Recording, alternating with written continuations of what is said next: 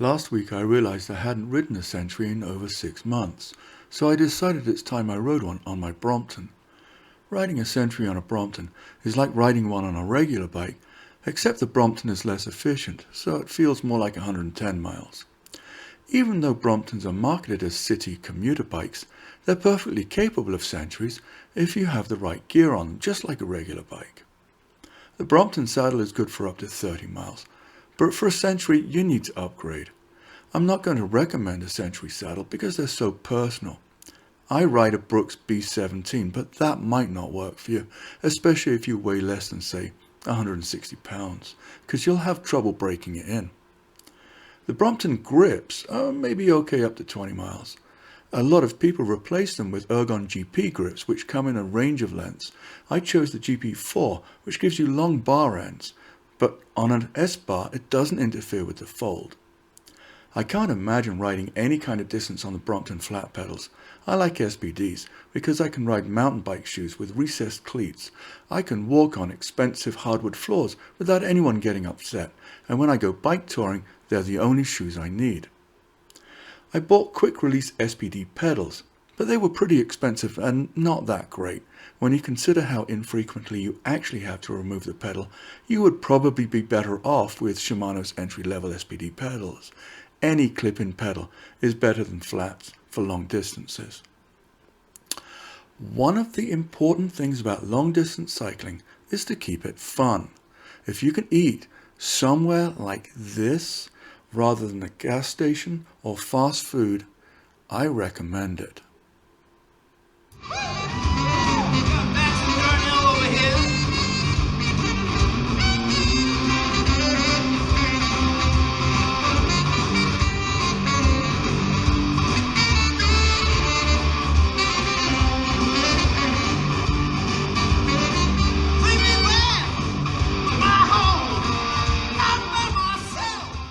As you get more into long-distance cycling, you will be riding in the dark.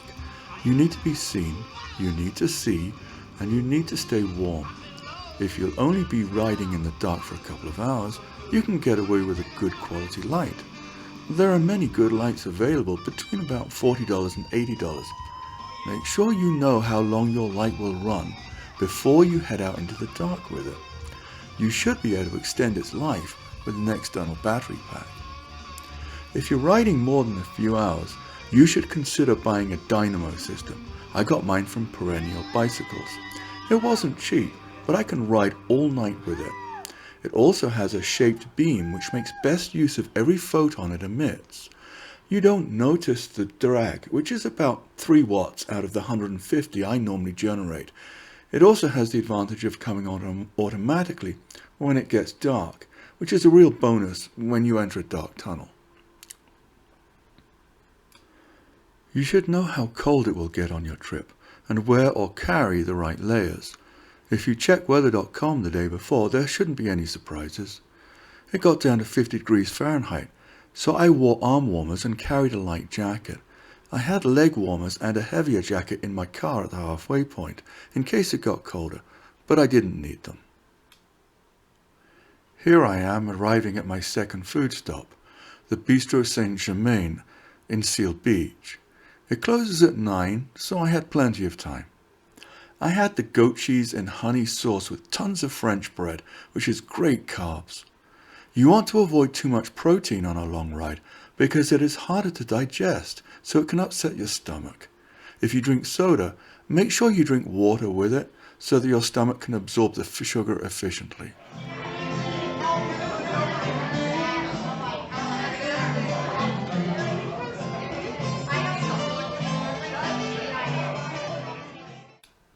So choosing your food stops well can turn a grind into a fun ride.